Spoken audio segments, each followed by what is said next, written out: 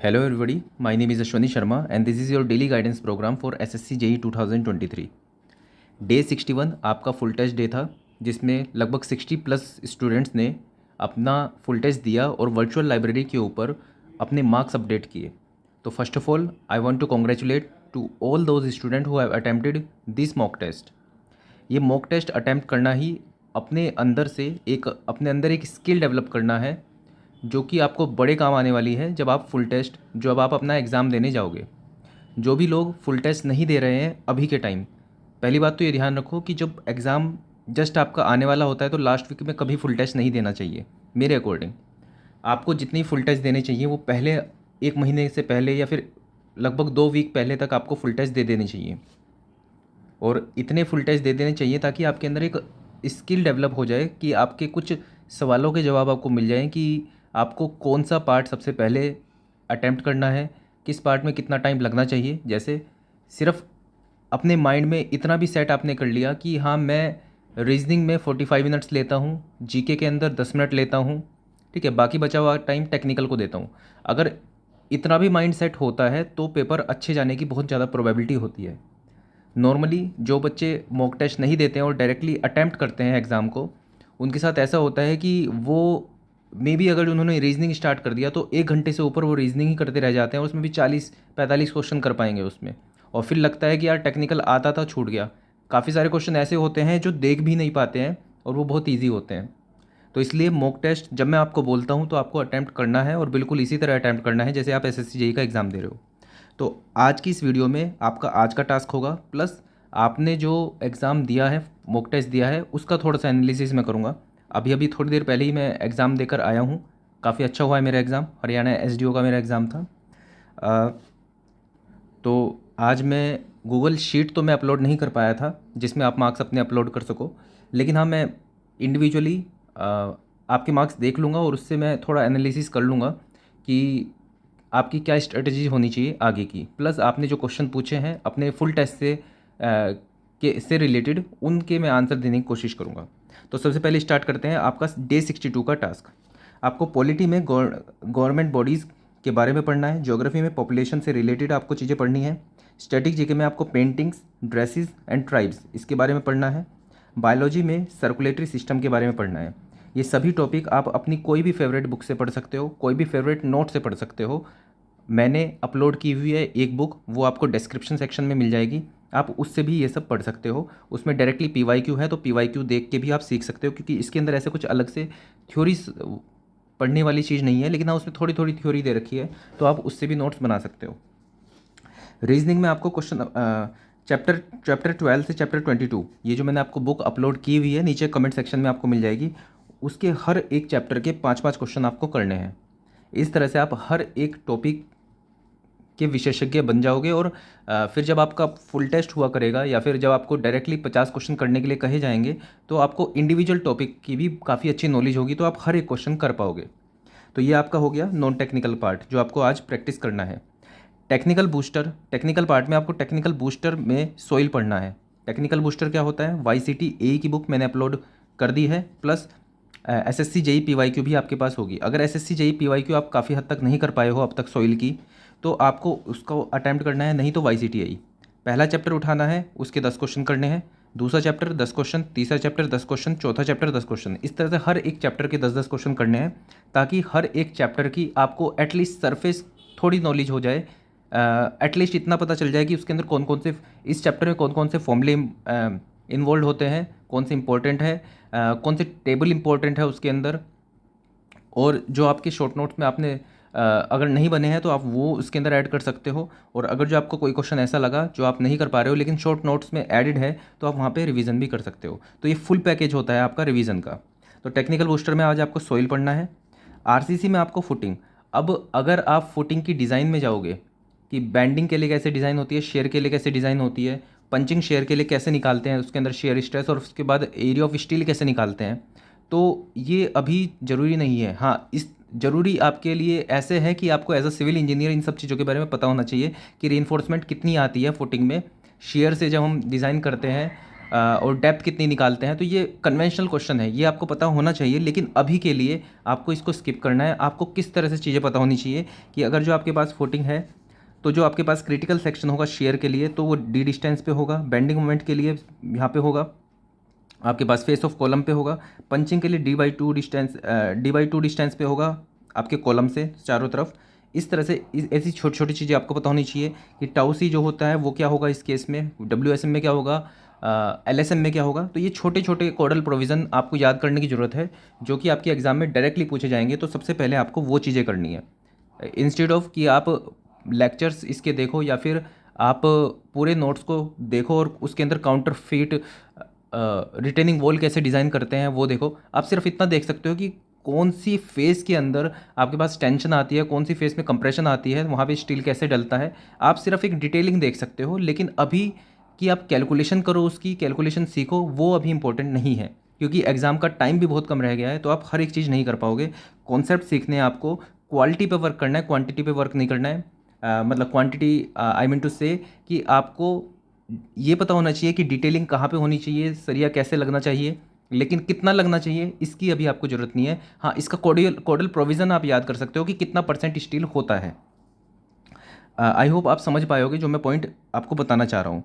साथ में रेलवे और एयरपोर्ट का एक चैप्टर है SSC JEE की PYQ में, तो उसके अंदर जितने भी क्वेश्चन हैं रेलवे और एयरपोर्ट के, अब रेलवे अलग से बहुत इंपॉर्टेंट नहीं है SSC JEE के पॉइंट ऑफ व्यू से, लेकिन जितने भी रेलवे के क्वेश्चन और जितने भी एयरपोर्ट के क्वेश्चन आ रखे हैं वो सब आपको आज देख लेने हैं। काफ़ी सारे क्वेश्चन ऐसे होंगे जैसे स्विच एंड क्रॉसिंग के, जो जिनके कैलकुलेशन इन्वॉल्व होगी, जो आप एकदम से समझ नहीं पाओगे। तो जैसे एक फॉर्मूला होता है 2GN, अगर आपको लग रहा है कि इसके अंदर आप कुछ समझ नहीं पा रहे हो तो आपने जस्ट फॉर्मूला याद कर लिया। अगर गेज पता होगा, क्रॉसिंग नंबर पता होगा आपके पास, तो आप इसको सोल्व कर दोगे। लेकिन आपको लग रहा है कि नहीं फॉर्मूला भी बहुत बड़ा सा है, समझना ही पड़ेगा, तो उसको छोड़ देना। ऐसे शॉर्ट फॉर्मूले होंगे जैसे GV² 127R, ये फॉर्मूला याद कर लिया, अब डायरेक्टली आप इसके अंदर देख लोगे, कैलकुलेट कर लोगे। तो ये चीज़ें नहीं छोड़नी है आपको, ये चीज़ें तो करनी है।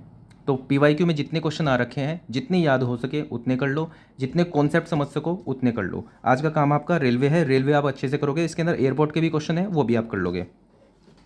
ठीक है, अब रिव्यू ऑफ फुल टेस्ट 11। तो रिव्यू तो मैं फुल टेस्ट 11 का एज अ टेक्निकल पर्सपेक्टिव से नहीं देख पाऊंगा, क्योंकि मैंने अभी पेपर नहीं देखा है फुल टेस्ट 11 में कैसे क्वेश्चन थे। लेकिन आपके जो कमेंट्स आए हैं मैं उनको देख सकता हूँ, उनको रिप्लाई कर सकता हूँ। तो देखते हैं आपने क्या कमेंट्स किए हैं।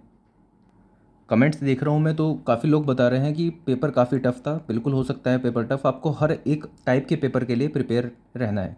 तो कमेंट पे आते हैं। ठीक है, आज का सबसे बड़ा डाउट, चलो ले लेते हैं। सबसे बड़ा डाउट ये है कि टफ पेपर में आते हुए क्वेश्चन भी रॉन्ग हो जाते हैं, आते हुए क्वेश्चन रॉन्ग हो जाते हैं। ठीक है, इस प्रेशर को कैसे हैंडल करें, कुछ बताएं। ठीक है, देखो एक तो ये है कि आपको क्वेश्चन आता ही नहीं है। ठीक है, वो तो ये हुआ कि लैक ऑफ नॉलेज भी, आपको पढ़ना है बार बार, आपको कवर करना है एरिया ज़्यादा से ज़्यादा, ताकि सभी एरिया को आप टच करोगे तो एटलीस्ट बेसिक क्वेश्चन आप बना पाओगे। अब दिक्कत क्या है, आपने कॉन्सेप्ट तो पढ़ लिया, अब कॉन्सेप्ट पढ़ लिया, कॉन्सेप्ट पढ़ने के बाद बेसिक क्वेश्चन आएगा तो आप कर दोगे, इतनी बात है।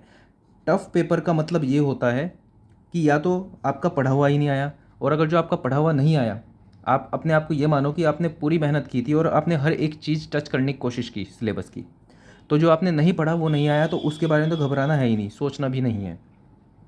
लेकिन जो आपने कॉन्सेप्ट पढ़े हैं उसकी इन डेप्थ चीज़ें पूछ ली गई, तो उस केस में क्या होती है, हड़बड़ी हो जाती है, रॉन्ग हो जाते हैं क्वेश्चन, क्योंकि हमारे पास हम कॉन्सेप्ट पढ़ तो लेते हैं लेकिन उसकी प्रॉपर प्रैक्टिस नहीं करते। जैसे आज मैं पेपर दे के आया हूँ SDO का, उसके कुछ क्वेश्चन मैं आप लोगों के साथ डिस्कस करता हूँ। क्वेश्चन देखो, समझने की कोशिश करो कैसे क्वेश्चन बन रहे हैं। आपके पास वाटर है, if the water requirement for 100 gram of, कोई 100 ग्राम ऑफ आपके पास सीमेंट है। अब साउंडनेस टेस्ट के लिए आपको पानी की ज़रूरत है 23.4 मिलीलीटर फॉर 100 ग्राम, ये कांस्टेंट रहेगा, इसकी बात नहीं कर रहे हैं। साउंडनेस टेस्ट के लिए पानी की ज़रूरत है 23.4 मिलीलीटर, तो आपको सेटिंग टाइम की डिटर्मिनेशन के लिए कितने पानी की ज़रूरत होगी। कॉन्सेप्ट आपने क्या पढ़ा कि जब आपको सेटिंग टाइम निकालनी होती है तो आपके पास जो कंसिस्टेंसी होती है वो 0.85 पी होती है, ये आपने कॉन्सेप्ट पढ़ा। साथ में आपने कॉन्सेप्ट पढ़ा कि साउंडनेस के लिए 0.78 पी इतने पानी की ज़रूरत पड़ती है। तो कॉन्सेप्ट तो ये था, लेकिन क्वेश्चन पूछ लिया गया एक न्यूमेरिकल बना के। अब ये अगर आप टफ में ट्रीट करोगे, क्योंकि आपने ऐसे क्वेश्चन अगर प्रैक्टिस नहीं किए तो आप इसको सोच नहीं पाओगे। वैसे बहुत सिंपल ही क्वेश्चन है, तो इसमें क्या था कि 0.78p, ठीक है, को बराबर करेंगे 23.4 मिलीलीटर के। देखो अब मेरे दिमाग में जैसा आया, मैंने आज तक ये क्वेश्चन नहीं देखा था, मेरे को ये इसकी अप्रोच ये लगी सही, और मुझे लग रहा है ये सही भी होगा ये। तो क्या था कि सेटिंग टाइम के लिए पानी की ज़रूरत कितनी है, 23.4 लीटर, और ये 23.4 लीटर क्या है, 0.78p। तो p कितना होगा, 23.4 अपॉन 0.78। अब हमें चाहिए कि सेटिंग टाइम के लिए चाहिए हमें, तो सेटिंग टाइम के लिए चाहिए 0.85p।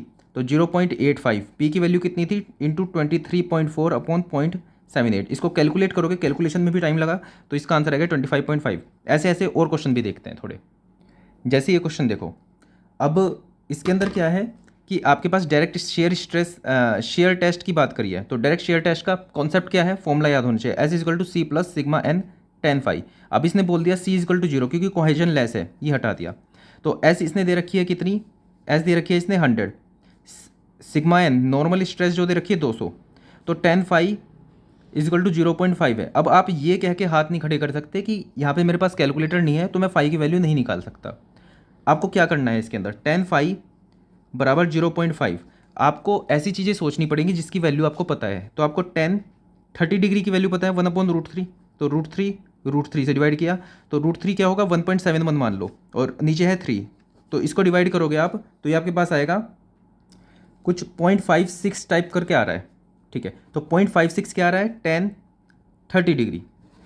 तो आपको क्या चाहिए, 0.5, ठीक है। तो अब आपको इतना अंदाज़ा हो गया कि 30 डिग्री नहीं होगा और 32.6 डिग्री नहीं होगा, क्योंकि tan का कर्व जो होता है वो मतलब डायरेक्टली प्रोपोर्शनल होता है, मतलब थीटा बढ़ता है तो tan की वैल्यू भी बढ़ती है, ठीक है। इतनी ये बेसिक आपको आनी चाहिए चीज़ें।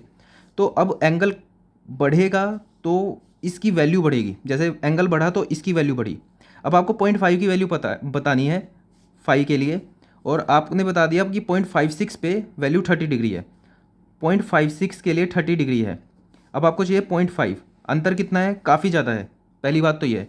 तो 30 डिग्री पे नहीं है इसका आंसर, 32 पे तो नहीं होगा। अब आपको देखना है 29.5 या 26.6। अब यहाँ पे थोड़ा आपको अंदाज़ा लगाना पड़ेगा कि 0.5 के चेंज से उतना चेंज नहीं आने वाला है, 26.6 इसका आंसर होगा। हाँ, मैं बिल्कुल मान सकता हूँ इसमें कि ये एक्सपीरियंस से आएगा कि आप इस दोनों में कन्फ्यूज़ हो सकते हो, लेकिन आपको थोड़ा सा ये सोचना पड़ेगा कि 0.56 हमारे पास है, हमें 0.5 चाहिए, तो मतलब एंगल में 0.5 की डिग्री के अंतर से इतना अंतर नहीं आएगा, तो आपका 26.6 आंसर होना चाहिए।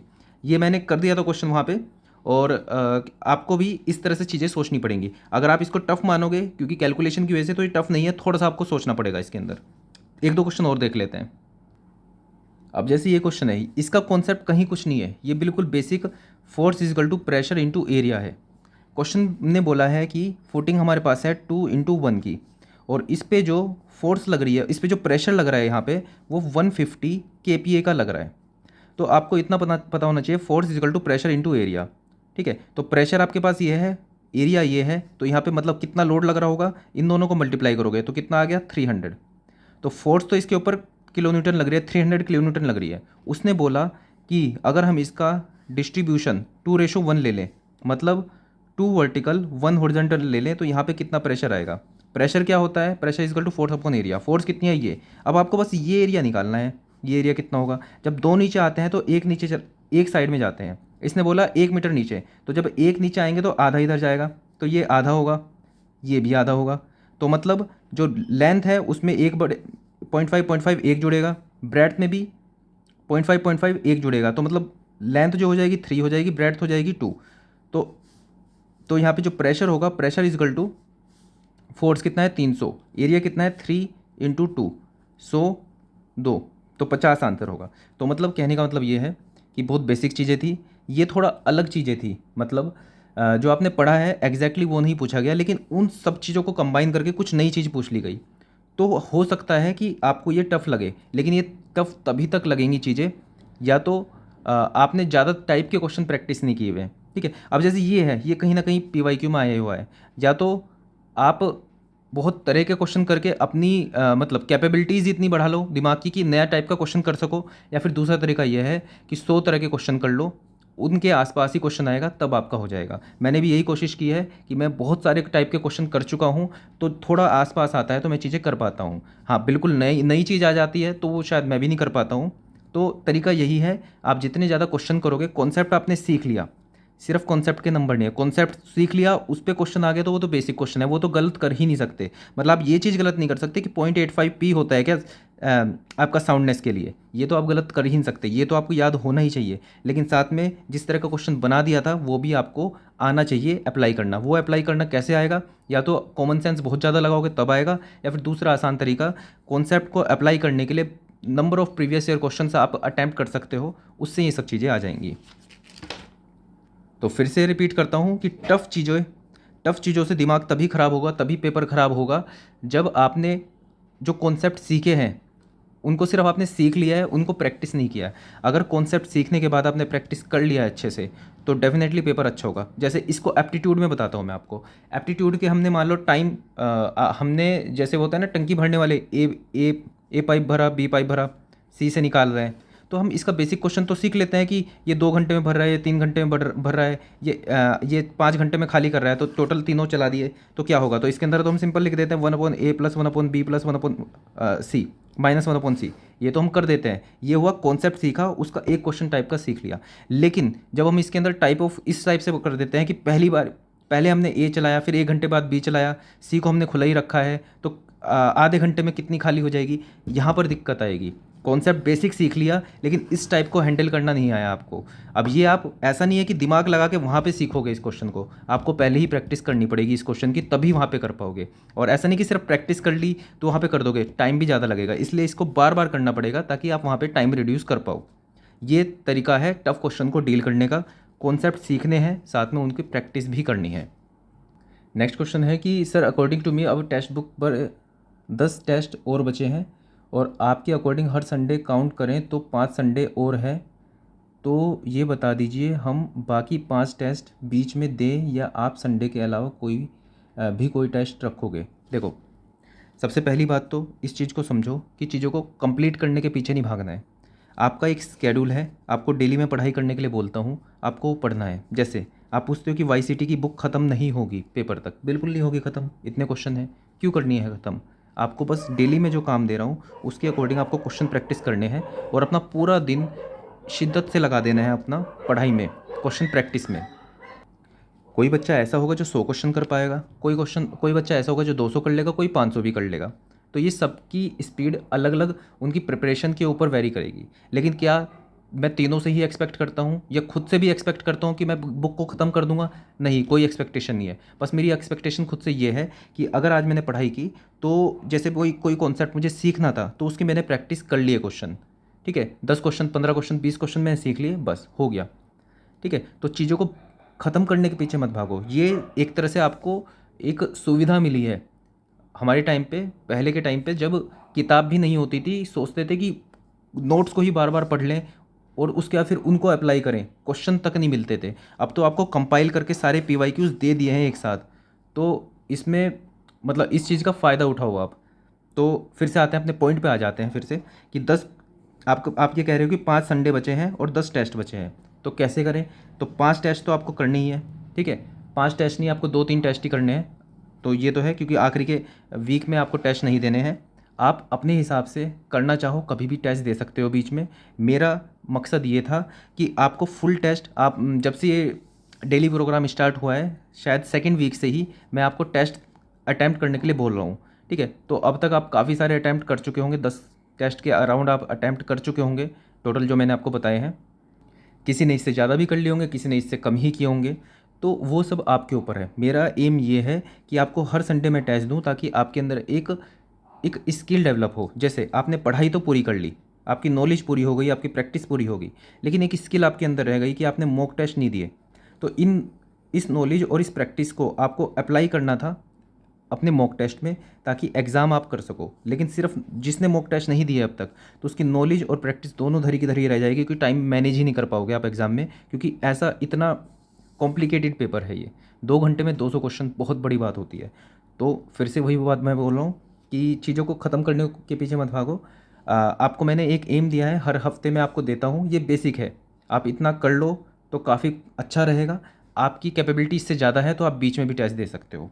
सिंपल सा आंसर इसका ये है, ठीक है। तो इतनी ही क्वेरी थी। सो आज के लिए इतना ही इस वीडियो के लिए। आई होप आप और अच्छे से तैयारी करोगे इस हफ्ते। कम मार्क्स आने का रीज़न ये भी होता है कि आपने जो पढ़ा था उससे रिलेटेड नहीं आया। आपको बस इस चीज़ पे ध्यान देना है, जो आपके टास्क मिल रहे हैं आपको डेली, उनको शिद्दत से कंप्लीट करो। एग्ज़ाम तक इतनी तैयारी हो जाएगी कि आप पूरे सिलेबस को एक बारी ऊपर ऊपर से देख लोगे और काफ़ी सारे टॉपिक डेप्थ में भी पढ़ लोगे, तो आपका एग्ज़ाम बहुत अच्छा हो जाना है। बस फोकस इस चीज़ पे रखो कि डेली के जो टास्क हैं आपके, उनको कंप्लीट करो। So that's all for this video. Thank you.